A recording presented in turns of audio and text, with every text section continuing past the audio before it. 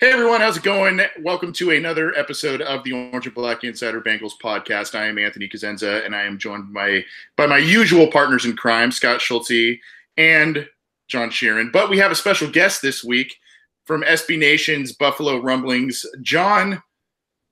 Call him Boccacino, but covering them Bills, and obviously the Bengals and the Bills face off this weekend in the dress rehearsal of the preseason. John, before we kind of get into the X's and O's and the bromance, if you will, between the Bengals and the Bills of late, tell us about yourself, how you became affiliated with SB Nation, and what you're involved in, how people can follow you, and even how you became a Bills fan. Yeah, Anthony, first of all, thanks for having me on. It's great to talk with. You mentioned the bromance. Bills and Bengals fans are pretty tight right now, given the fact of Andy Dalton's fourth down touchdown pass last year against the Ravens, getting the Bills into the playoffs, snapping that embarrassing 17-year playoff drought in Western New York. Is an awesome bromance between our two cities and two fan bases. So congrats for that. My background, I'm actually a sports reporter by trade. I worked for Gannett newspapers for about 7.5 years up here doing high school sports, doing Bills reporting, training camp, college sports. Had a blast, switched over to higher ed. I worked as a sports information director. And on the side, I started doing some stuff with Buffalo Rumblings just as a fun way to kind of cover the team that I love. I've had season tickets since 2008. I sit in the end zone every single week, even in the 20 below zero games with the win, the snow game last year, if you guys saw that against the Colts. We were there for the entire thing, loved every minute of it. Even if the beer was half water and half beer by the time that you got to your seat, it still a pretty good time to go out there and cheer on our team. So, yeah, man, I do a lot with Rumblings. You can follow us at Buff, B-U-F-F Rumblings. You can follow myself at John, B-O-C-C-A-C-I-N-O on Twitter. And we actually do a podcast called the Buffalo Rumblings Podcast that we launched in April through SB Nation. So it's always cool talking football. Yeah, well, we're glad to have you. Thanks for making time. I know it's preseason, but like I said, this is probably the most important game of the preseason for all NFL teams. So they're wanting to see a lot from their starters and from many other players there. So I'm going to start it off, I guess, just with probably the biggest headline as it goes with the Bills right now, and that's the quarterback position. And I think Bengals fans have a little bit of a vested interest in that from the standpoint of A.J. McCarron. Now, first of all, we want to see how that competition's going, but I also want to ask you about A.J. McCarron's injury update because we heard he'd cracked his collarbone. He was going to be out for a while. Now he's day-to-day. He didn't crack his collarbone. So his injury status and where those two are, in the competition, and obviously his injury plays a role in that, right? Oh, yeah, definitely. It was really unfortunate when AJ went down. He started – so the way the Bills and Sean McDermott have divvied up their quarterback starts so far through the first two preseason games, basically we had Nathan Peterman drew the first start against the Carolina Panthers, and then AJ McCarron started against your Ohio similar team, the Cleveland Browns out there. He had a very miserable first two series, a pair of 3-and-outs, 3 of 6 for 12 yards. Offense was lackluster. He got hit by Myles Garrett pretty hard. The O-line did him no favors by whiffing on a couple of would-be pass rushers. And McCarron suffered an injury that we didn't know about until later in the game when social media started speculating that McCarron might have a broken collarbone. Well, it turns out that he does not have a hairline fracture in his collarbone, which would have been an 8-week injury or longer, kind of like what Aaron Rodgers went through a couple years ago. He is day-to-day. It's funny. They're calling it however much his pain tolerance is. So as long as he can tolerate the pain, he'll be out there playing and competing for the quarterback position. He definitely was behind, in my opinion, Nathan Peterman and Josh Allen in the pecking order just because he had the lesser performance in the two preseason games and through training camp, which is really a shame because I was kind of pulling for the kid. You guys know with him being a Bengals guy, he really never has had an opportunity outside of the playoff game with the Steelers and a couple of starts here and there to be a starting quarterback in the league. And what he did at Alabama, you kind of feel like he deserves a chance to show what he can do as a starter. I think he'll still get an opportunity, but he's clearly behind Nathan Peterman and Josh Allen at this stage of the preseason. And Josh Allen's going to get his turn to start on Sunday when the Bills host the Bengals.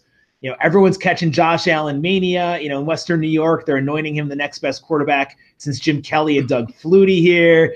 And I kind of keep telling people, like, slow yourself a little bit. He hasn't really done it against anybody besides a couple of preseason games. I'd actually rather see Peterman. I'm one of the minority guys who'd rather see Peterman start the year just because I'm old school. I feel like a rookie, I don't know, there could be a lot of damage that could be done to a kid thrown in there with a suspect offensive line, with questionable wide receivers. You got Shady, which is a great best friend of a quarterback to have back there, LaShawn McCoy. But I don't know, I kind of feel like I want to see what Peterman can do more so than what Josh Allen can do right from the get-go. But long-term, I think Allen is definitely the guy who's going to be taking the quarterback reins. So you said about that shaky offensive line. So we got Cordy Glenn in the trade, and you guys actually took two former Bengals offensive linemen, Marshall Newhouse and Russell Bodine. We covered Russell Bodine for 4 years. I had to put up with his bull crap at center for all those years. You guys have had him for just a few months. What are the impressions that you've seen from Bodine? Is he the starter there over, I think his name is Groy, or is he just that backup, or is that swing guard / center right now?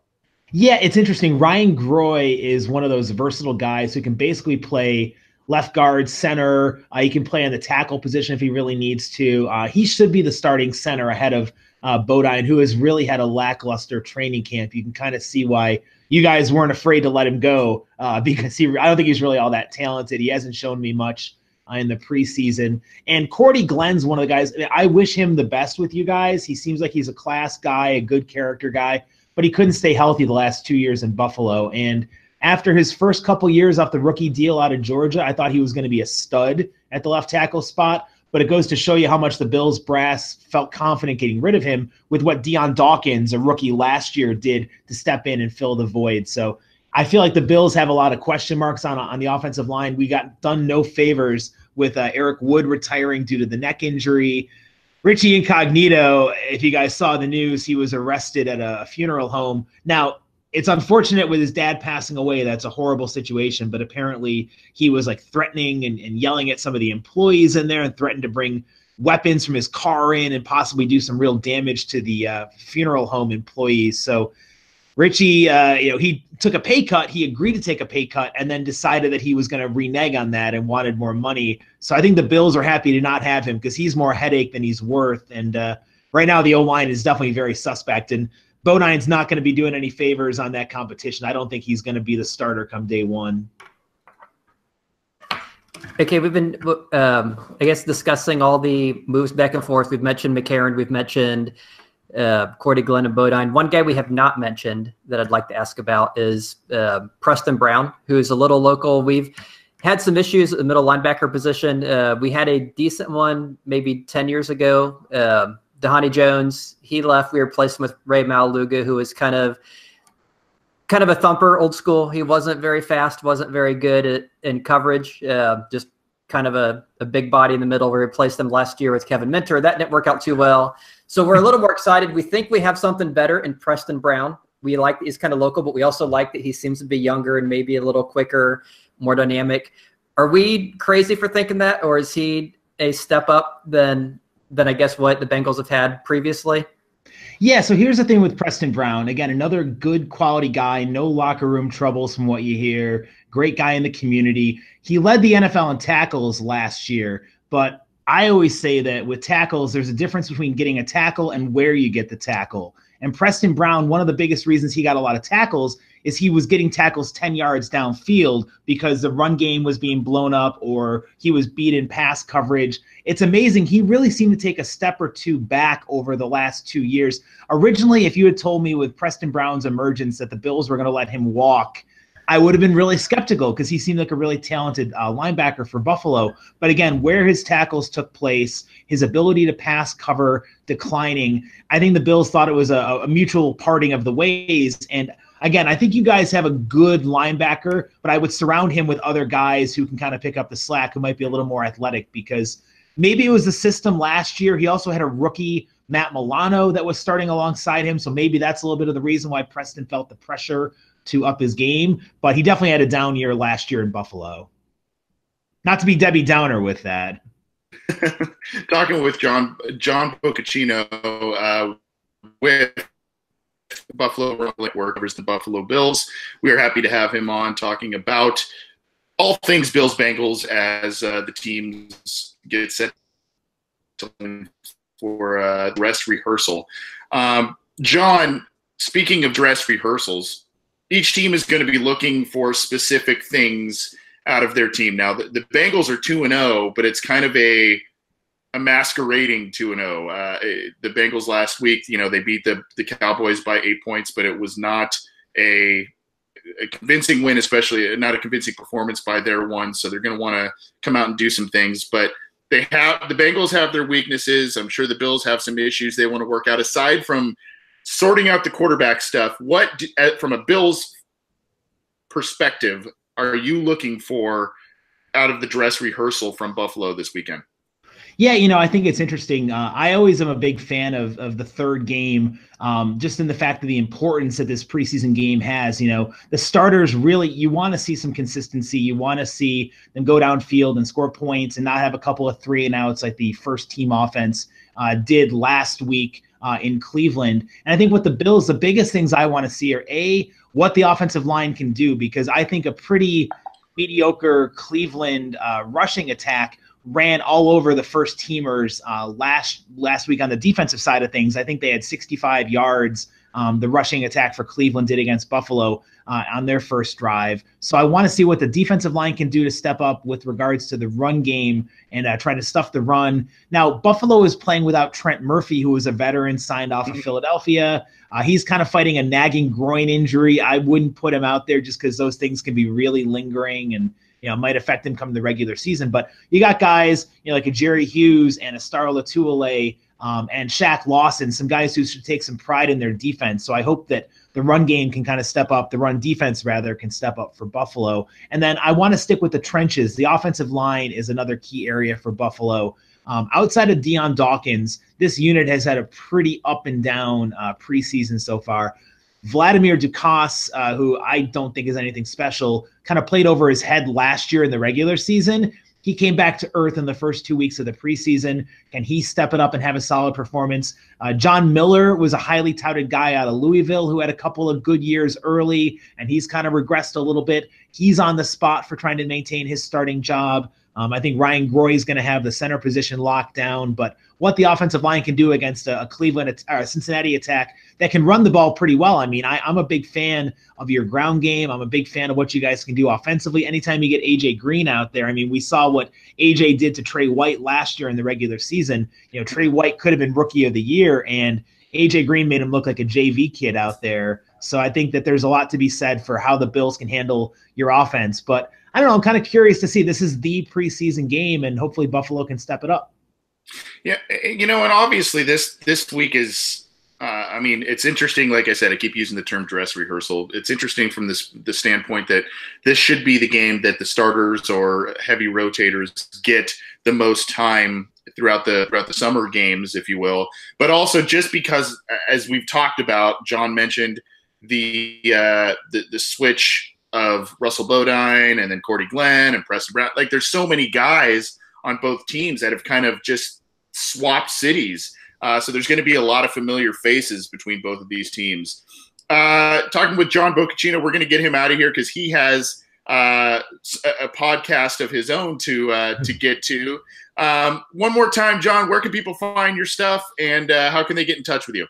Yeah, definitely. And again, guys, anytime you want to talk Western New York football, give us a shout. We'll gladly come on and talk about the Bills. Again, I'm very grateful for the Bengals getting the Bills into the playoffs last year, and Andy Dalton's charity foundation. Western New York fans stepped up big time with their contributions.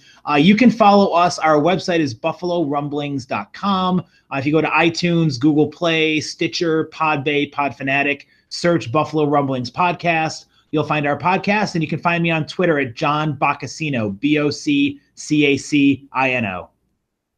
Boccacino, it's really it should be the Boccacino. yeah. Tyrod, we have a lot of these. Well, thanks for coming on, John. Appreciate the insight, and if the Bengals and Bills face off again sometime, I don't just off the top of my head, I don't think they play each other in the regular season, do they? No, yeah, I can for one of the few times yeah, for one of the few times in so many recent years, I don't think they face off against each other. But maybe they'll both be in the playoffs. They'll face each other, and we can talk, catch up then, and talk about some Bills Bengals at that point. So thank you, sir. Appreciate it.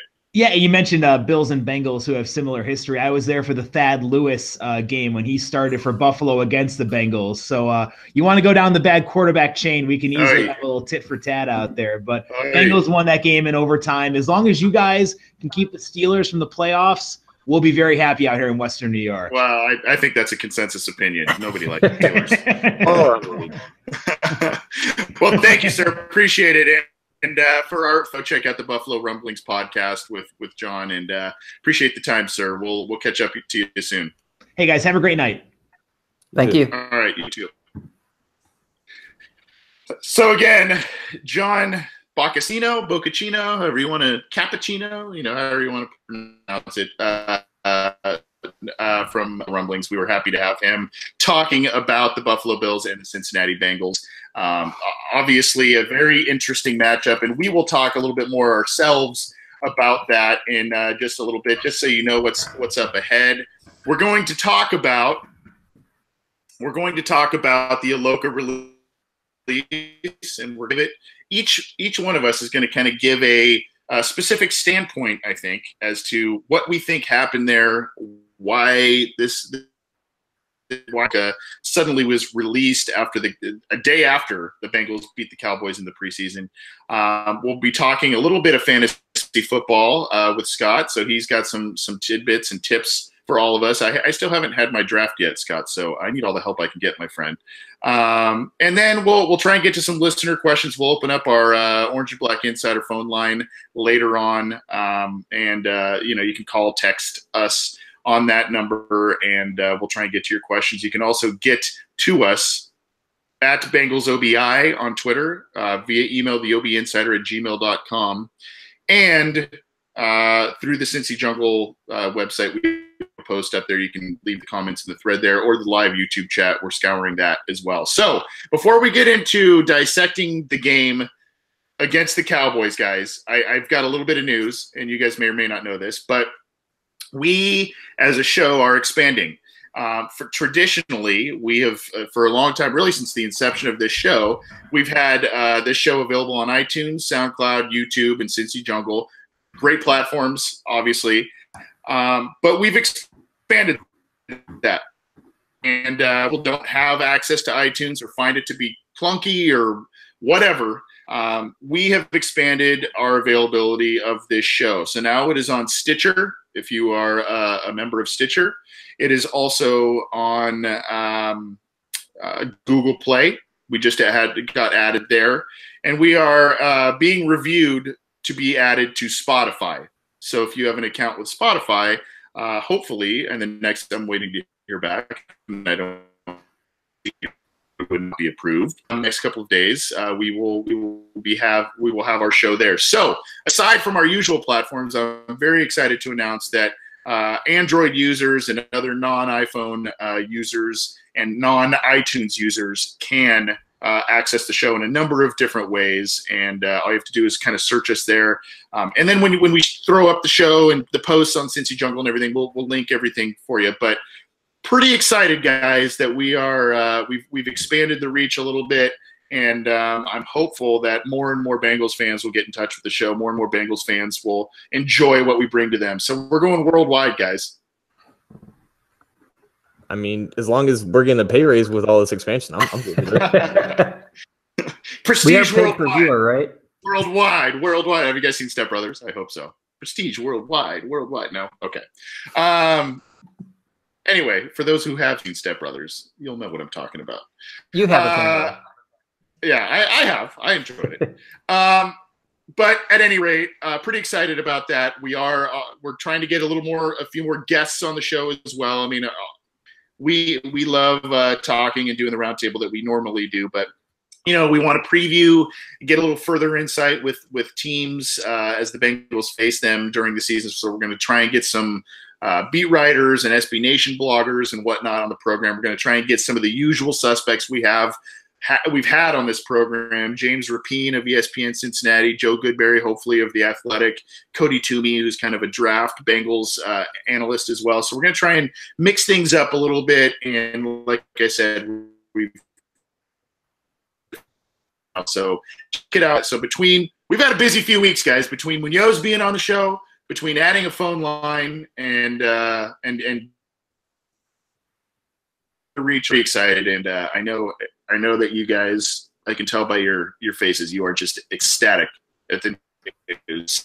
So anyway, pretty excited about that. Let's get to it. Let's talk about the Cowboys. The Bengals won the game. Okay, I can't remember a time that I have felt so blah or even mad about a Bengals win in a long time. And I think it's because there was strong signs of regression from week to week, especially on the offensive side of the ball. But I personally saw a lot of things that have hurt the Bengals in their past 2 losing seasons kind of bubble up at the surface again. Scott, I guess I'll start with you. Your thoughts on, I mean, obviously depth was on display, but your thoughts on the first unit struggles on offense and defense? Actually, I may discuss the second half only because I missed the first half. Long story. Okay. So, well, hey, let me do this then. We're prepared. Yeah. Before we flip-flop, at least you got to have some thoughts on John Brown, right? Yes. The kicker. Yeah, I saw him. I've never been a Randy Bullock fan. I was not a huge fan of the signing a few years ago. Really? Yeah, anyone who's heard the podcast last year probably knew I was a huge Jake Elliott fan. I was pretty happy when they got him to be their kicker, which ended up not happening.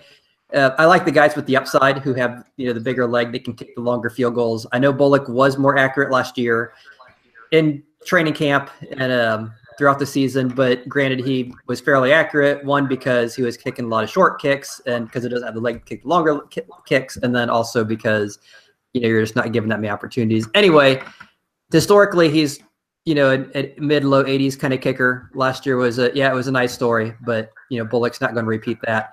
Brown is someone who has a ton of upside. I like the upside guys, the guys who are young, have many years you can keep under contract, young, controllable talent. Huge upside. The way he kicked those extra, I mean, even like the kickoffs, like the one that went off the field goal reminded me of a CFL kick. So, things like that, I think I was excited. I think we don't get to see is how are they actually doing in training camp? I mean, if John Brown comes out in this preseason game and everyone sees him like, man, this guy's awesome. But if he's only making half his kicks and, training camp and Bullock's nailing everything, then I totally agree with Marvin Lewis's comment that, this guy's not, there's not really competition. And he might be saying that because based on what they're seeing, behind closed doors when they're practicing, maybe there is no competition. Maybe Brown is just a big leg, but horribly inaccurate. But based on what, we the fan got to see on Sunday, or I guess not, but whatever day. Yeah, whatever day the game was. He looked like a great kicker. All his kicks were right down the middle. He had that long leg. He made the 55-yarder. His kickoffs were really deep. So, yeah, he was very exciting. Unfortunately, it's almost like you're showing him off for other people to grab him. So if you're not going to give him a chance, I just prefer you not play him at all because that way you can keep him on the practice squad a little longer. But, yeah, that being said, he was a great story, and it was awesome finally getting to see him out there making kicks for essentially the first time in his life he's ever attempted a field goal or an extra point in any sort of organized football game. Scott, can you just explain to Paul Dana Jr., James Rapine, the guys who are clueless in this, who are complaining to fans about, they're defending Randy Bullock because he's made like 90% of his kicks last year. Can you just explain to these guys why we don't dislike Bullock because he's accurate? We just dislike him because he's not Jake Elliott. That's the same reason I don't like him. Yeah, exactly. It's not like we don't like Randy Bullock. We just know that we could do better. And we did do better, and we didn't hold on to the guy that we invested the 5th-round pick in. That's the whole reason why we were upset about keeping Bullock. It's not that we were upset that Bullock, only missed 2 kicks. It's that he didn't have any outside of 50 yards, and it's not like he could because he doesn't have the leg. Yeah, and he has no upside. He's a guy that's going to hit 80-some%. Last year was this wonderful fluke year. It was awesome. He hit 90. That was great. He's never going to do that again. He probably will be, if he hits above 85, that would be a miracle. Right.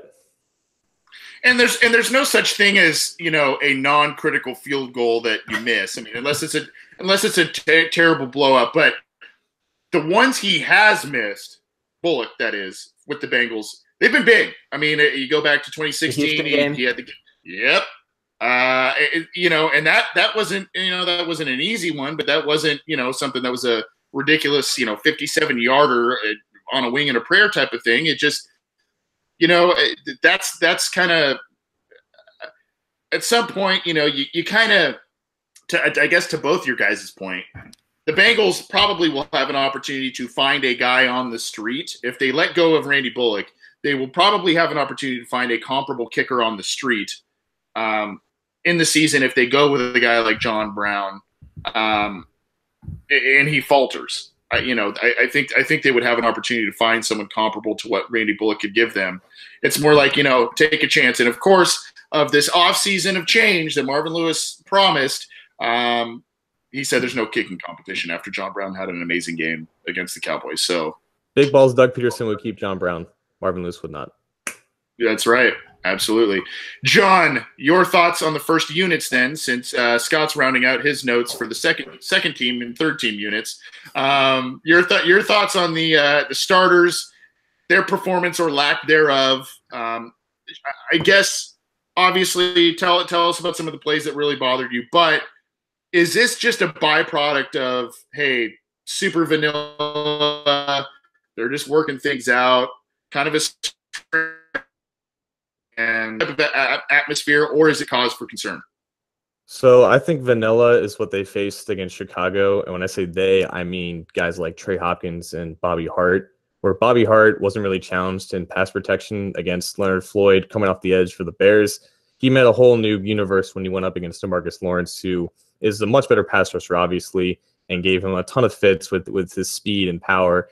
And that was a lot of the issues and miscues that we saw on the offensive line come from that right side. It really limited the running game with Joe Mixon. It really limited some of the downfield vertical concepts. So we saw from the offense that Dalton just didn't have enough time in the pocket, and he had to escape it too soon. So it's a lot of those issues that I think kind of gave us false hope against Chicago because they weren't really challenged. And when Dallas was kind of a wake-up call to a lot more speed and aggression from a more competent front seven. So that was something that definitely concerns me because I don't think it's a problem that's going to go away because Bobby Hart's just not talented and the guys behind him aren't any better. So that's a cause for concern. On the defensive side, Bengals had a lot of you know, 7 guys in zone coverage, which is, you know, everyone's defense nowadays, but they couldn't really get home with 4. And again, that was against the great Dallas offensive line, who granted didn't have Travis Frederick, but they had 2 very good tackles that locked down, you know, Michael Johnson and Carlos Dunlap off the edge.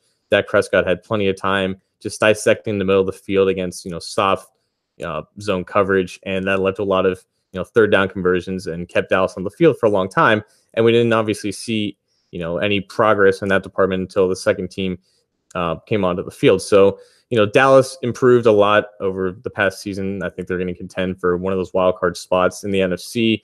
And, you know, their front seven is fast, it's frenetic, and it was a bad matchup against an offensive line for Cincinnati that's still very much in flux and doesn't have a lot of cohesion yet.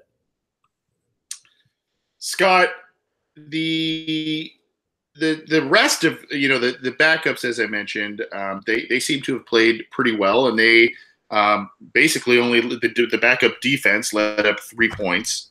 You know, if you kind of want to be specific about it, and you know, the offense moved the ball a little bit better, definitely better than the first couple of units, or the first unit did at least. Were you encouraged by that, or was that just? I mean, again, these are guys that may or may not get a lot of playing time in 2018, so I don't really know what to make of it myself.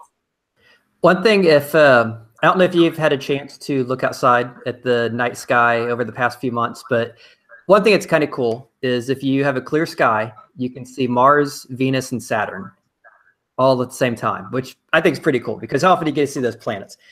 That is one thing I love about the preseason is that you, just like those planets you normally don't get to see, you get to see these guys that you know there's no way you're ever going to see on a regular Sunday. And some of those guys, when you watch them, especially on a Marvin Lewis team, some of those guys are never going to get a shot. And so that's what's pretty awesome is that you get to see some of these guys. And like you said, some of them looked really impressive. And the one who I will bring up because I brought him up last week, and I have been impressed with everything I've seen so far this year and the reports out of training camp last year where that he was really good, is Jeff Driscoll. He made great throws. I thought he did a great job escaping pressure. We all know that guys like Cedric Ogbuehi, he isn't exactly the greatest tackle in the game. Their backups at center in the middle, kind of struggled. Fisher wasn't exactly the greatest at times, and still, despite the pressure, he managed to step up. He managed to avoid the rush. He managed to get nice throws off, to the dump offs and that deep pass to Erickson and some of the earth. I mean, he just looks like an NFL quarterback. I'm not saying he's going to, replace Andy Dalton. I'm not even saying he's good enough to. We'd obviously have to see him in a real game against, a real defense playing a real defensive scheme. But he definitely looked like the backup. So that was pretty exciting to see that, hey, I think we have our number 2. I think it's this guy we've invested, 2 years of him on the active roster, and now we finally get a chance to see that, hey, this guy's pretty good. So that was exciting. Another thing I really liked was a guy I've kind of been a fan of for a couple years since I drafted him was Christian Westerman, and whenever I got to see him, I'm not saying I thought the first game he was pretty good. This second game, I think he was decent. And he had some moments, but I think ultimately, if we're trying to get the 5 best guys on the field, I think we can probably all agree that anyone they've run out at right tackle is not one of the 5 best guys. So whatever, I don't know if the right tackle is even on the roster right now. If it is, I don't know. I mean, I'd say, I know Bowling played left tackle last year. I don't know if we could move him to right tackle. I know he's more of a guard. He's above average guard, maybe below average tackle, but I'd take below average over what we have right now. And maybe put Westerman at left guard. I don't know, I'm just throwing something out, but whatever we can do to get the 5 best guys on this team on that. And it looks like Westerman might be one of those 5 best guys. So that's kind of nice to see. Grant, I know it's second teamers, third teamers, but it is encouraging to see people like him, see people like, Driscoll, see those guys kind of step it up and see that they look like an NFL team, an NFL offense. When Driscoll's under center, they were moving the ball. You mentioned the defense, not giving up many points. So, yeah, they look like a good team. Granted, it's not the starters. The offense, had 3 consecutive 3-and-outs or something like that to start the game. So, yeah, it's not the ones, and we'll see what the ones look like next week. But it is encouraging. I mean, you always want to see your backups do well because it is the depth, and there are going to be injuries in the season, and the only way to overcome those injuries is you want to have solid backups. And so it's encouraging to see that, the most important position on the field, which is quarterback, looks like we may not have lost as much as we thought we did when A.J. McCarron left. We got a lot of, tastes of the skill positions, especially a wide receiver, all of that kind of stuff. So I don't know. It sounds, we got a taste of the talent at those spots. That wasn't as much on display against Dallas. John Ross had Tyler Boyd had the fumble, all that kind of stuff. But I think I'm excited. And you heard John from Buffalo Rumblings earlier talk about his offense and obviously pointing to the skill positions as reason why he thinks it's a good group. Obviously, we get it. But guys, I'm going to throw this out to you, and I'll toss it to John first. The run game is one thing that we have not seen really great plays from. Joe Mixon had his great play on a pass. Brian touchdown on a pass. So you look at it, run game. They netted just 54 yards on 24 carries, yard per carry average. 6 of the 24 carries, that's a fourth of those carries, were for a loss, and the losses averaged 3 yards each. And they had just 3 first downs running the football. John, is this an anomaly? Is this something they're still working out, or what do you think? Yeah, I think John from Buffalo was giving the run game a little bit too much credit than what it's worth right now, because I don't want to upset a lot of people, but PFF's grade of Willie Price in the run game is pretty damn accurate. And there are issues with him that were there from college. And I actually got into a heated argument on Twitter over some guy who said, Price hasn't whiffed in the run game. He's made contact. He's not technically speaking whiffed on some blocks. But against Chicago, you saw him lunge, lose contact, give up his gap very easily. Didn't see that a lot against Dallas, but you still saw that he wasn't really getting out of his stance that quickly, couldn't handle reach blocks. We haven't even really seen a good reach block from Price, and we never saw a good reach block from Bodine. And that's always been kind of an issue because he's not the longest of centers. And I think there are just some technical aspects that he still needs to work out. And obviously he's young, and those things can get better over time. But he's not looked that promising in the run game, just creating movement against shaded nose tackles and all that stuff. When he's looked best when he's pulling out of space and on some of those power concepts. But he doesn't look like a center who can operate in a zone scheme just through 2 games, and this is a really small sample size. But that's one of the main reasons why the running game has not done literally anything. And obviously, like I always bring this kind of point up, that back in 2016 when they had Whitworth and Zeiler and they still couldn't really run the ball, it's because they had, obvious weak spots at right tackle and center. And, they have Glenn, they have Bowling, but they still have huge question marks that will lose more times than not in the run game. And if you had just a couple guys on the defensive line getting through, it disrupts the entire play. So those issues have to get worked out if they want to attack with this style of run game that they want to, because they have maybe 2 bodies on the offensive line that can handle his own scheme, and the other 8 are just more suited for power. So I think if you just transition the run game to that style of scheme, it could produce better results. But it's just all about finding that perfect marriage, because right now everything's still in flux and it hasn't produced any positive results. Scott, some quick thoughts about the run game. Are you concerned? I mean, obviously, I guess when you see John Boccacino's take on the Bengals,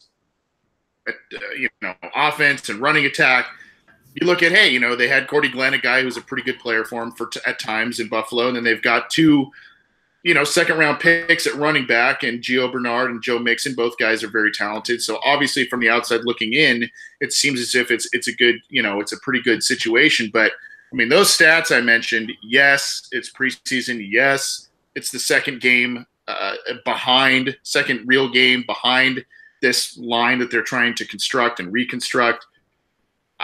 Is it just going to be more of the same? Because the Bengals really in the Andy Dalton era have never really ran the ball well, period, or consistently. They've had a couple 1,000-yard rushers, but it's been a lot of blah. So I don't know, man. What do you think, Scott? I think obviously I think all offseason people were optimistic it would be better, partially because you figure it can't get much worse. Also partially because, they in theory upgraded at center. They should have upgraded at left tackle based on what they had last year with Bodine and Boyhe. So you figure part of the line is better. You got rid of Jeremy Hill. That was beneficial because it gives Mixon more carries who can create more. It's also beneficial because when Hill was on the field, it tended to be very telegraphed. We are running the ball with Mixon out there because he is such a good receiver. You think that, okay, it shouldn't be as obvious that they're running. So all those things should work in favor of the running game. But like you said, you look at the results, it really hasn't panned out. Granted, they haven't given the starters, a lot of time. I mean, the first game probably gave them more series than normal for a first game, but they haven't had a whole game. And unfortunately, what we're finding is, okay, we've supposedly patched up a couple holes, but it's not like we replaced them with all pros, and we still have some other gaping holes that still need to be addressed. And I think John made a great point about Billy Price, and I think that's why there were so many mixed reactions when he was drafted, because people like James Daniels and Frank Ragnow better because Price was a little smaller. He was more of a high effort, high dedication guy, but maybe not the most natural athletic that, hey, this guy can be something special. And I think the judge for him is always going to be he's better than Bodine. So even if he's below average, as long as he's not 30th or 31st or 32nd, people are going to say he's going to have a positive response because he is an Ohio State guy, he's an Ohio guy, he is so he's somewhat local. He's a guy that the Bengals drafted, so people are always going to look at him and say he's not Guychek, he's not Bodine, and defend him. And it's unfortunate because we kind of did the same thing with Marvin Lewis. He always gets compared to that 1990s era of Bengals play. He can win 5-6 games and doesn't get fired. It's like, well, at least we're not back in the 90s. And at some point that's going to it probably should have worn thin by now. And same thing with Price. If he does not improve, then I think you're going to have fans eventually grumble about that. But he does look to be a step in the right direction. He doesn't seem to get driven back on every play. He does lunge. He has some shorter arms. He does have some issues. We hope they're correctable. It's so. And the worst part is, because you mentioned we're going to discuss fantasy a little later. Well, what do you do with someone like Joe Mixon or Giovanni Bernard? Are they draftable behind a line that still may be kind of bad? And then you look at his offense, because the offense was submarined by the offensive line. And so the thing I think that fans are trying to determine is, has this line gotten, they obviously aren't the 2015 line that paved the way for this team to go 12-4, make the playoffs, but are they good enough to not sink the whole entire offensive unit like it did last year? Are we at least going to give Dalton enough time to stand upright and get the ball out to guys like John Ross and AJ Green? That obviously didn't happen last year. And I think the thing we are hoping to see in the third game and try to figure out is, okay, they may not be great, but are they at least good enough that they're not going to, sink this offense all? And I think that's what we're going to find out, hopefully. Yeah, and the Dallas only had registered 1 sack, but as John mentioned, there were some issues with protection, and Dalton missed 2 throws that he should have connected, which would have been great gains to AJ Green. He missed them, and he had a clean pocket at those 2 times, but it was a lot of get the ball out quick again. He had to kind of maneuver the pocket and all that kind of stuff. So there's stuff to dissect there.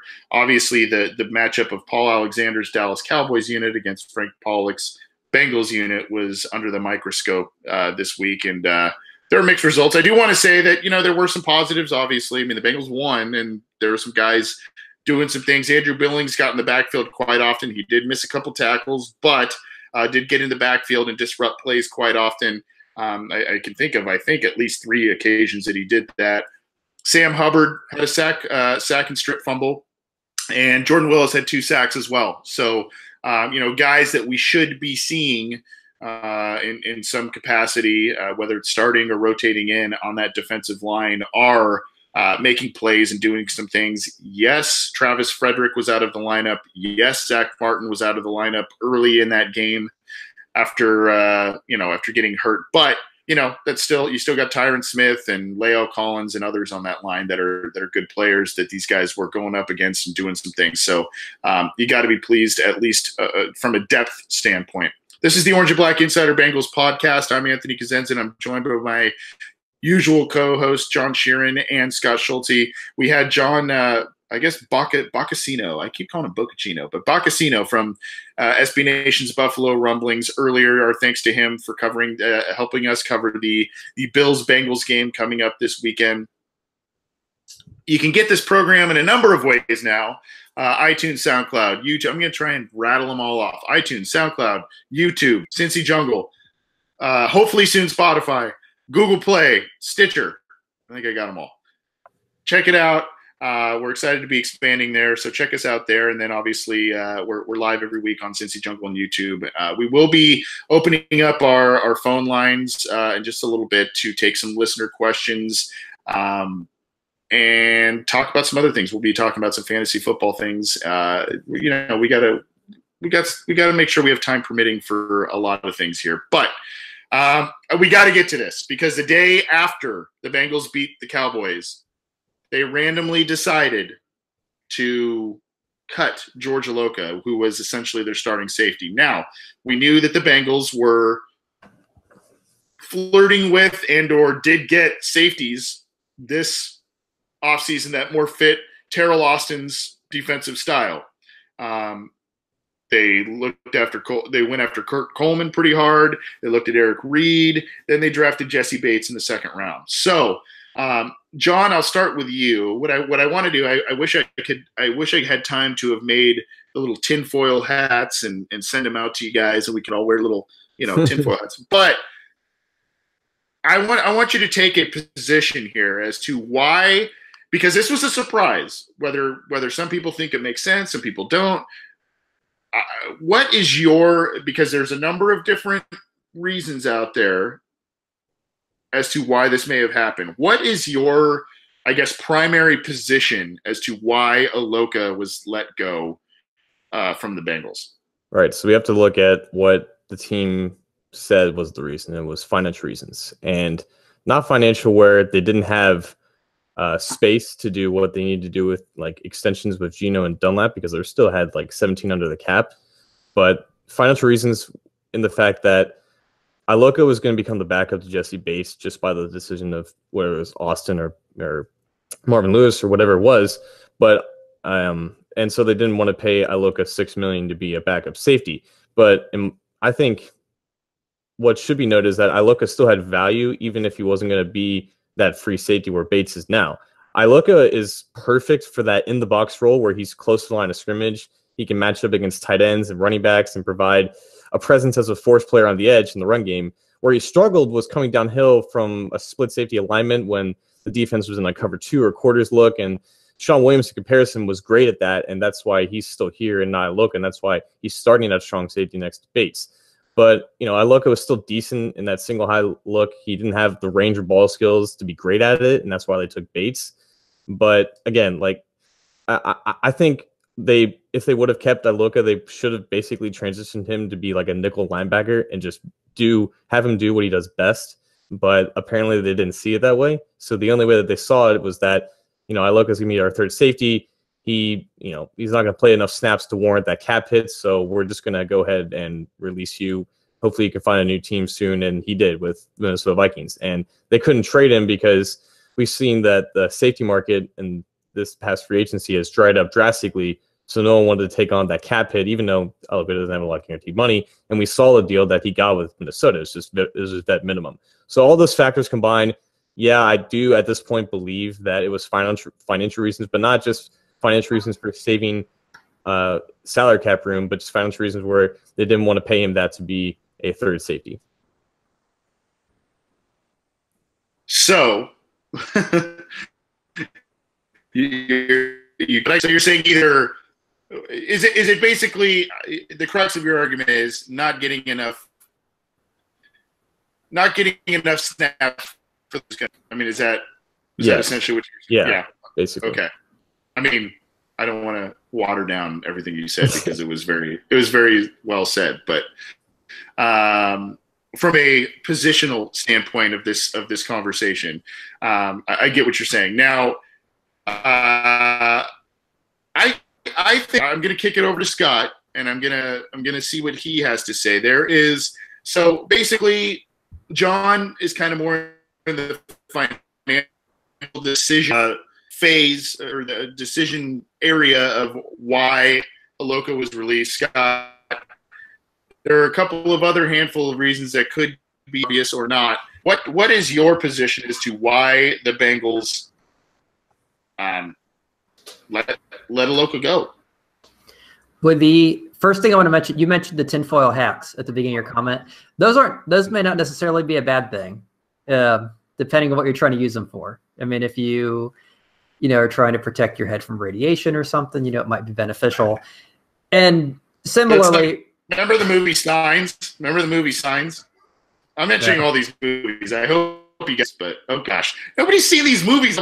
Forget. Okay, I wasn't too old for Step Roaster, but I might have been too old for Signs. I don't know when that came out. So the tinfoil hat basically can provide value if it's used correctly. If you're using it because you want to protect your head from radiation or something, it's not too good to protect your head from aliens sucking your brains out. Whatever they say, it's And Reggie Nelson's kind of the same way, somewhat, because in a particular role, and John, did a great job of highlighting this. He does provide a lot of value. I thought Iloka was great back when we had Reggie Nelson, and Reggie Nelson could kind of be that free ranging guy, and then Iloka could play more of that traditional, strong safety kind of look, closer up to the line where you're not asking him to, be that Ed Reed type of guy that just kind of plays deep, plays center field and tracks the ball, but is a guy that can play closer to the line, but has enough speed that he can cover in a pinch if you need to, but he's also giving you protection and defense, against the running plays and against things closer to the line of scrimmage. And unfortunately, last couple of years after Nelson left, you basically had two guys who were more strong safety than free safety, and Sean Williams and George Iloka. Neither one was a great cover guy. Both guys were better at the run. One of them had to play one had to play the other. They obviously used Sean Williams in run role. And as John mentioned, they obviously felt that Sean Williams was better at what you'd consider like a strong safety kind of role. And Jesse Bates, when he was drafted, was clearly drafted as a free safety. Some people consider him the best, pure center field free safety kind of guy in the draft, based on his ball skills and his speed and different things. So if you are saying, we're going to have one guy that he's our deep guy, that's going to be Bates. We're going to have one guy who plays closer, that's Williams. Then the Iloka, then I understand why they would say, okay, Iloka is kind of the odd man out.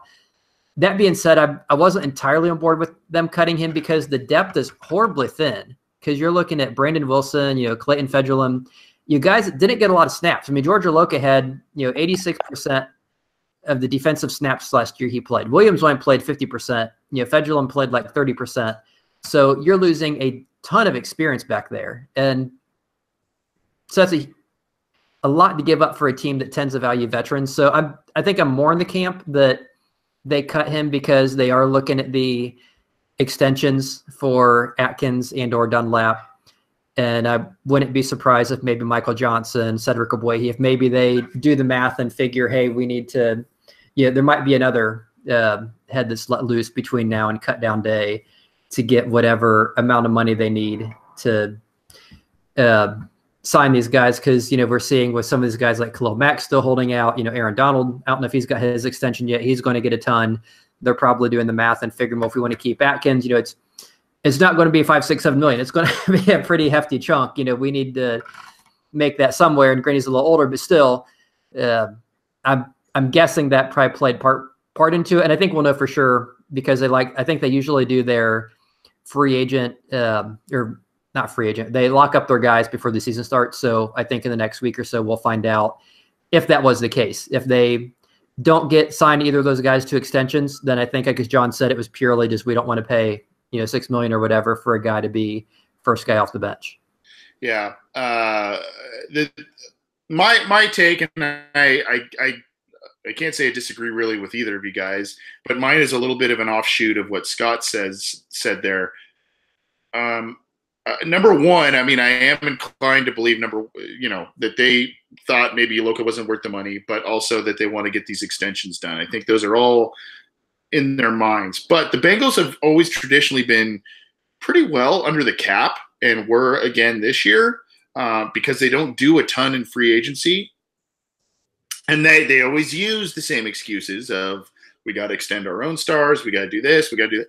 Whereas a lot of other teams do make more moves and do other things. And the Bengals kind of, we'll do these 1-year rental deals and things like that. I do think that that's playing into the equation, both those facets. But I do think I'm going to kind of do what you guys did and blend it a little bit there. I think number one, I think Bates is probably the guy that fits more of the Terrell Austin type of mindset, aggressive, big play, create turnovers, that sort of thing. That's what he's been preaching to this defense. But I actually also think that even though the team didn't do much, they were a little active in outside free agency, but they didn't do the splashy things. I think that they have both the contract extensions for Atkins, Dunlap, and AJ Green in mind. But I also think that they are probably going to scour the waiver wire after final cuts, maybe make an addition in the early part of the season as they kind of feel things out. Offensive lineman, maybe. Potentially a linebacker. I don't know, but I see, I kind of got in a little thing with a follower of mine. He's a good guy on Twitter, but I kind of was like, well, this is the difference between the Vikings and the Bengals. And granted, it's just a signing, whatever, but George Iloka is at this point probably one of the biggest, or was one of the biggest names on the free agent market. The Vikings, who made it all the way to the NFC Championship game last year, are not satisfied with what they have. They feel that they can improve their team today, and they went out and signed George Iloka, whereas the Bengals are, we're still trying to figure out the right side of the offensive line, and we think we can get to me, there are signs either that you're not putting the right guys out there and you have the guys on the bench that are not there in certain spots, or you just don't have the right guys in the building and you need to make a change. Now, I'm not saying be total knee-jerk reactionist and all that kind of stuff, but I think that this is a move predicated both on the extensions and for them potentially getting some outside help as you know, whether it's right before the season starts or a week or two in. I think you might see a new face or two on this squad. I do want to bring this up. I believe it was from Mixing It Up in our live YouTube chat. Why didn't we try to get some trade value from Iloka? And John, I think you nailed this. You had said, you know, that the safety market hasn't been super strong. Now, Kurt Coleman got quite a bit of money for a guy that had a really good, I believe it was a 2016 season, but not a great 2017 season in terms of turnovers created and all of that. You can go back to when Iloka signed this deal with the Bengals. There's a specific column, I believe it was either by Andy Benoit or Albert Breer, I can't remember which one, but one of them wrote about how the safety market even then, a couple of years ago, was drying up.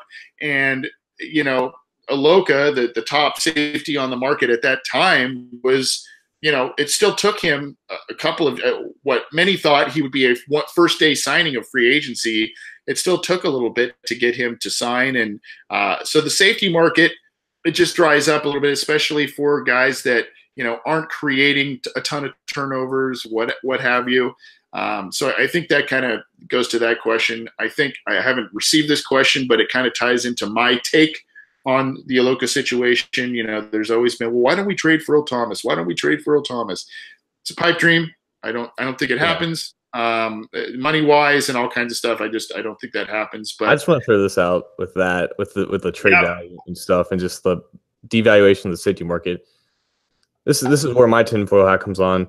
I think NFL teams are terrified of this new helmet rule, and that's a great point. What it impacts the most is those free safeties that come downhill and make those tackles over the middle. And I love Iloka, and he was one of the most flagged guys on the Bengals for those hits. And granted, most of them weren't necessarily legit when you look at the replay, but he was the recipient of a lot of those flags.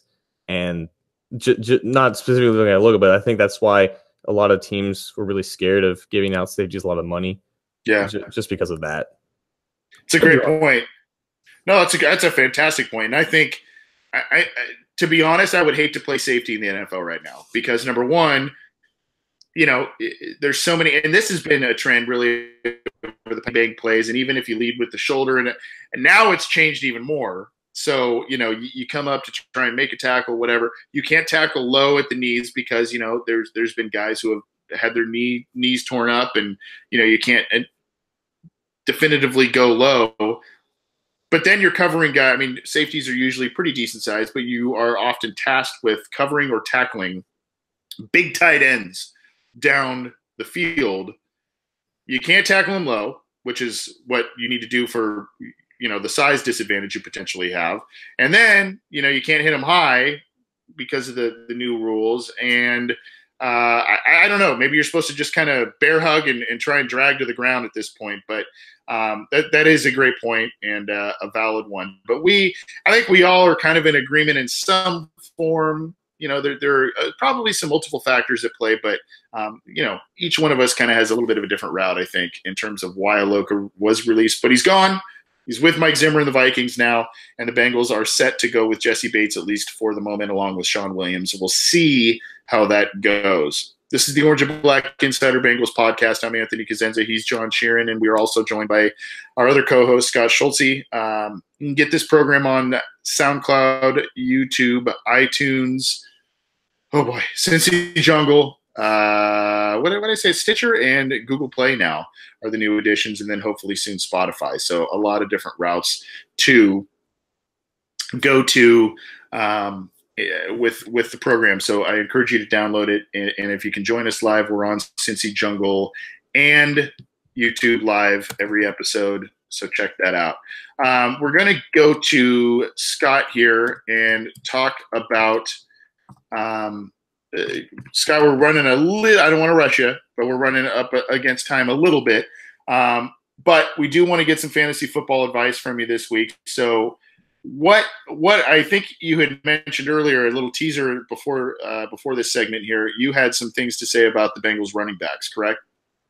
Yeah, really nothing specifically. Just that they, because Joe Mixon right now is going in the middle of the second round, and I know most Bengals fans are going to want to probably grab him if they're in that spot or even a little earlier, because he, watching him, he's a very dynamic, very wonderful, running back as far as the stuff he can do running the ball and catching the ball.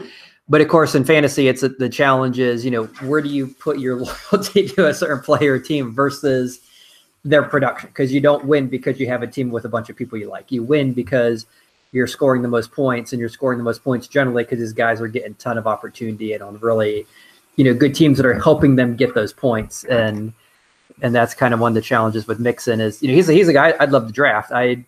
I guess I just want to see a little more, on Sunday, can they create any sort of hole that this guy can run through?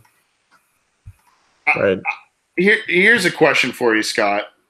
And this may sound ridiculous, but could we expect to see as many or more receiving touchdowns from these Bengals backs than rushing touchdowns? Because what we've seen in the preseason, they've used Mixon in the passing game. They've used backup running backs in the passing game. Last year, Mixon had a lot of catches. We know Gio is very effective in the receiving game and is kind of at times balanced his receiving touchdowns with rushing touchdowns.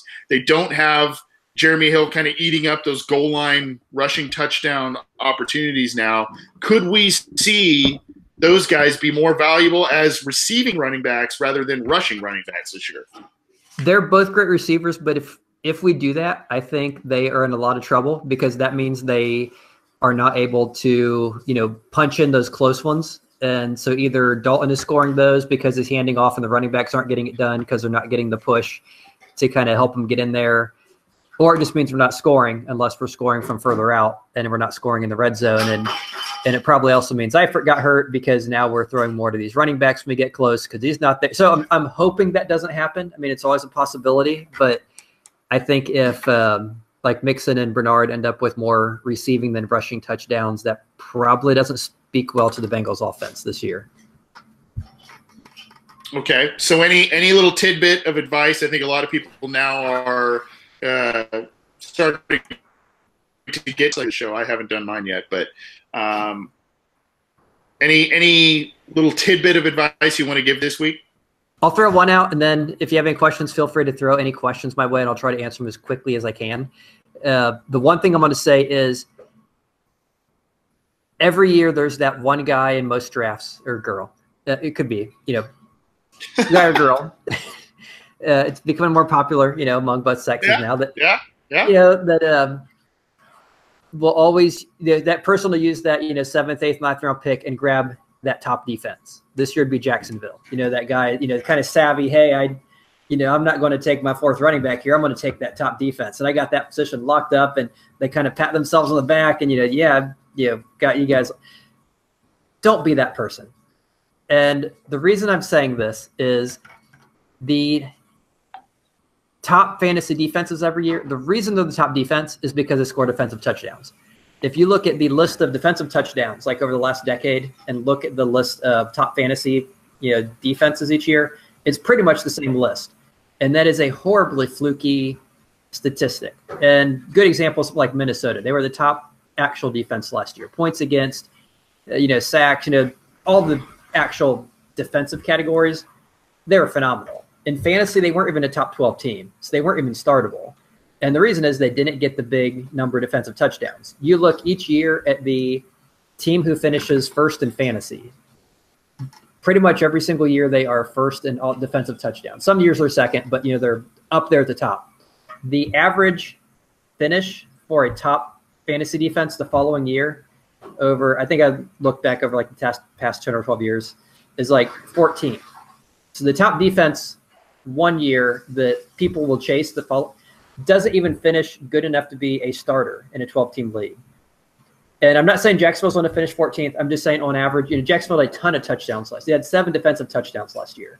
That's just not repeatable. I mean, they could still be a great defense, but, from fantasy perspective, if they only get 1, 2, 3 defensive touchdowns, they may not even be a startable defense. And so the one piece of advice I'll give anyone is, don't be that guy or girl who, grabs that defense early thinking that you've kind of, pulled a fast one on the rest of your league. Just wait, have the patience. Just take who falls to you in one of those last 2 rounds. Now, if you're one of these leagues where people grab backup defenses, just because you have maybe an insane number of roster spots and you're like, oh shoot, people are grabbing 2 defenses before forgetting the first one. Okay, at that point, jump and get one. Don't get stuck with a horrible because you want to get some points from the position, but you don't need to be the guy that that wastes a valuable mid-round pick that can be used on running back and receiver depth, because those are important positions. Most leagues, they start 5 of them. So you want to have, and there's buys and there's injuries. So it's always nice to have more than, 1 or 2 of those guys. So so that's going to be my little tip for the week. And then any questions or anything you have on fantasy, because you said you haven't drafted, feel free to ask. If we are out of time, then that's cool too. I just want to say one thing, though. I can attest to Scott because I was in a draft a long time ago. Someone took the Steelers defense the first overall pick. Oh, God. 3 games. Good God. Oh, yeah. We should get Scott a shirt that just said, "Don't be that guy. Don't be that guy." with a football and a trophy or I don't know, something. No, Scott, nothing really comes to mind. I guess the one I had was mostly about the Bengals backs, and I've been thinking about this week in terms of their receiving value against rushing value. It also depends on, I would think, the type of league you're in, right? Because those guys are going to get touches in the passing game for sure. And I think just based on the way that the Bengals line is currently constructed and how it may look throughout the course of the season, they're going to try and get the ball out quick, maybe do some screens to mask, set up screens to mask some inefficiencies up front. So that's kind of where my main curiosity was this week. And that's another, you mentioned something that is another great point is before you draft, know your scoring. Every league's a little different. I mean, some of the biggest things are if it's point, PPR, non-PPR, which is you get a point per reception. And that was started years ago because, when you had these bell cow running backs that had 300 carries a game, if you had a top 5 or 10 pick, you were getting those guys. And then the guys later in the draft weren't able to get these Priest Holmes, Tomlinson, guys that were just going to carry your team. So, leagues adjusted to said, hey, let's give a point per reception to give the receivers value. So the running backs are scoring a ton. The receivers are here. We kind of make them even. Well, now that you don't have all the big, bell cows and you have receivers doing like crazy, the PPR thing is the reason for it's a little obsolete. So that's why you see people scaling back the PPR to like half a point or a quarter point. So if you do a PPR, just know that, because if you find a list, a lot of guys will just wait, the day of the draft. They'll print a list off, from ESPN or CBS Sports or Yahoo, and those lists are great, but those lists are only as good as the scoring that was used for those lists. And so if you are looking at a list that was generated based on a PPR and you are in a PPR league, then that's kind of a somewhat useless list because it's not going to be very accurate. And then 2, look at how many passing points you get for a touchdown, because there's a big difference between 4 and 6 because you're looking at 25, 30 touchdowns possibly. So that's a big chunk of difference. And if you're only getting something like 4 or 5, those running quarterbacks have a lot more value because those rushing touchdowns mean more. The rushing yards mean more. So, so when you draft, just at least glance over your scoring, have an idea of what points you're going to get. So because it does help you, because you are trying to get the most, the idea is to get the most points, and it helps to know how you get those points so you can draft the guys who get you those points. Getting back to the fantasy football basics with Scott here, you win by getting the most points and know your league, I think, are the takeaways. Know the rules. No, I'm just kidding. Scott, good stuff. Appreciate it. And anytime any of our listeners have questions during the show or after or whatever, they can hit us up on any number of our platforms to ask some fantasy questions. We'll be doing this throughout the season. And hopefully all of you, if you're not playing us, do well in your respective leagues and have some fun playing fantasy football, win some money, all that good stuff. We're going to transition your question to a caller on the line. I believe it's Dean Burke. Dean, how are you, sir? I'm doing well. How about you? I'm doing all right. What's your question this week, bud? My question is, how bad do the Bengals have to start for Marvin Lewis to lose his job mid-season, or he can get mid-season fired? That's a great question, and I think there's a lot of caveats to it. We're gonna take your question off the air, Dean. Thanks for tuning in live, buddy. All right, so did you get that question? Did you hear it? Yes. Yeah. Okay.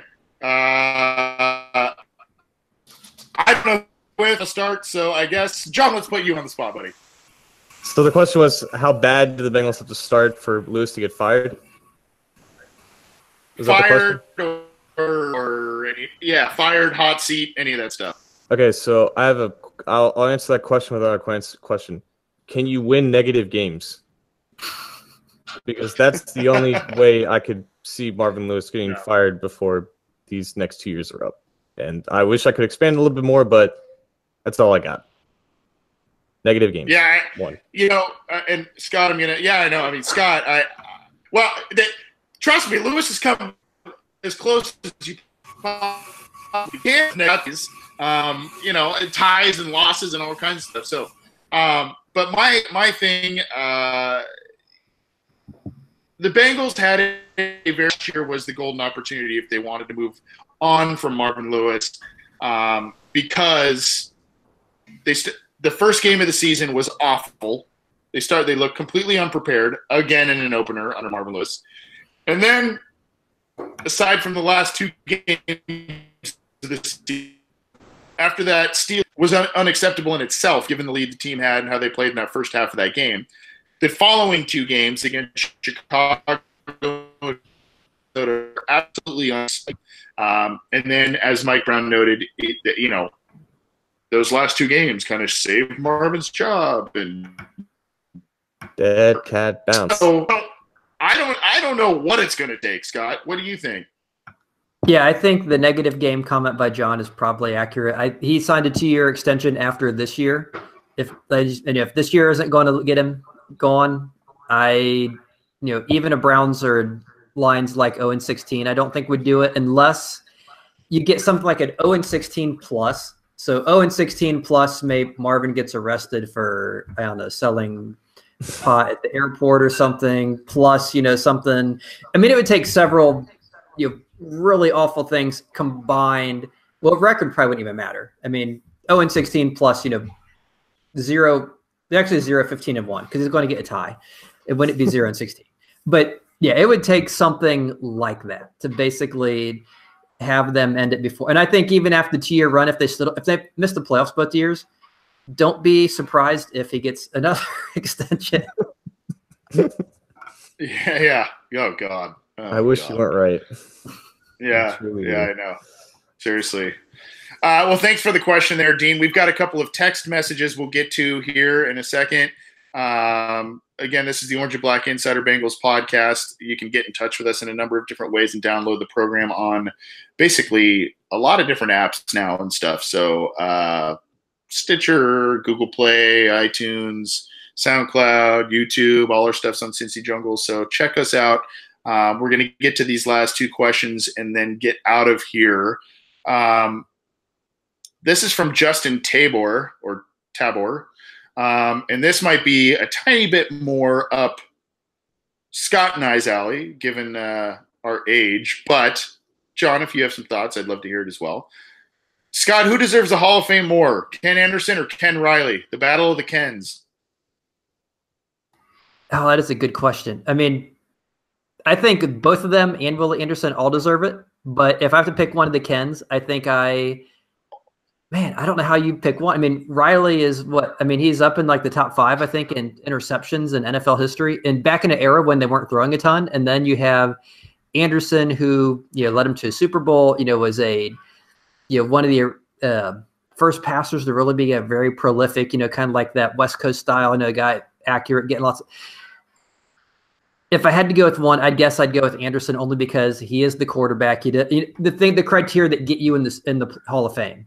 kind of like the Troy Aikman thing. He was never a great quarterback, but he was a quarterback of great teams. Anderson was a quarterback on a Super Bowl team, and he did put up some great numbers, in a era when passing wasn't as prolific, and his numbers tend to get overshadowed now. And I think it's going to be harder for him because it's, you look at, receiving yards back then, 900 yards was pretty awesome. Nowadays, you need 14 or 1,500 to be considered pretty awesome. So it's going to be harder for him, but I think he had, as the quarterback position and some of the changes that they implemented with Paul Brown and with Anderson, the innovation, the way the game kind of changed under them, I think I'd have to go with Anderson.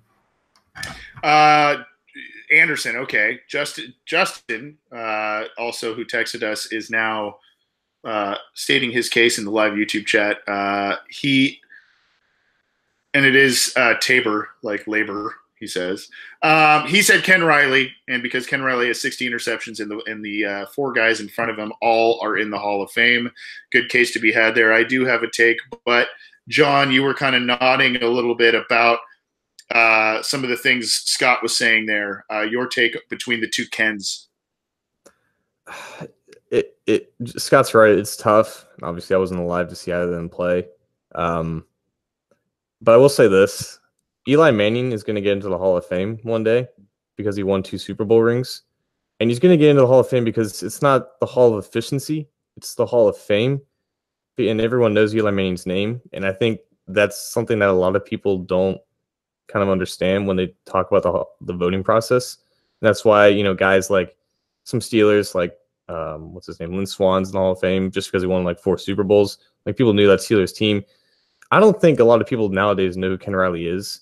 And that's kind of why you just never hear his name up in the senior candidate conversations. But people at least know who Ken Anderson is at this point because he's always in that conversation. And he's always talked about one of those first, like, he like set a precedent in the passing game when, teams weren't just passing the ball that well. And he had like a 70% completion percentage back in the 70s, which is just unheard of. So I think based off all those kinds of factors, Anderson's probably the more deserving, even though you could definitely make the argument that Riley's career, when you talk about production and era specific, is considerably more impressive, I guess. And if Anderson obviously wins a Super Bowl, he's in, and we don't have this conversation. But I think it's probably Anderson at this point.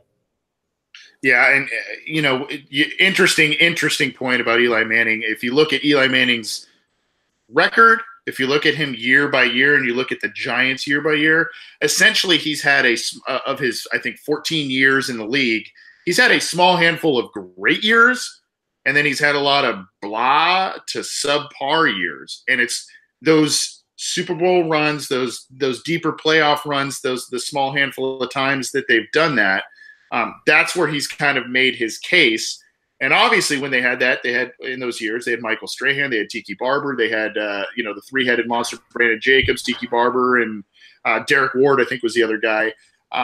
He had a lot of surrounding talent. Now, of course, quarterbacks, when you win the Super Bowl, you have a lot of surrounding talent. That's just a different conversation altogether. But interesting point about Eli Manning there. I'm going to say this. I am going to be fence rider and say I think both are probably have the credentials to be in the Hall of Fame or should be in the Hall of Fame. But my takeaway from this is that this is the reason why the Bengals need their own Hall of Fame or their own Ring of Honor, because these guys are getting overlooked. These guys are getting, even if they're fringe by some voter standards or what have you, or Hall of Very Good, this is the reason why the Bengals need to have some sort of honoring system, official thing. A guy like yourself or myself, I never really saw Ken Riley play either. But if I was to go to a Bengals game and go to Paul Brown Stadium and there's a wing where they talk about Ken Riley, they have his uniform and they're honoring him and all that kind of stuff, I think that'd be a pretty cool thing. And even if he never makes it into Canton, even if Ken Anderson never makes it into Canton, it's just the right thing to do. And at least these guys are being honored in a way that they should be by their team. So that's kind of my main takeaway from this discussion. We're running way long on time. I apologize to you guys. I apologize to the listeners, but we had a lot on tap. Let's get to this final question. It's from Austin Tran.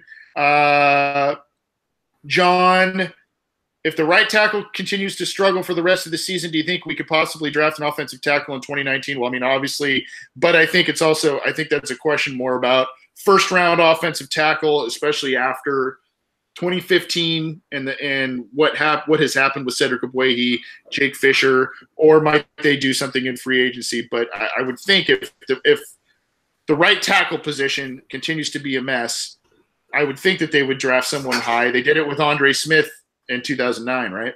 Yeah, and those tackles that have come through, they've all been first and second round picks. So, and this team, besides Billy Price, they've always usually stuck to their trends in terms of drafting.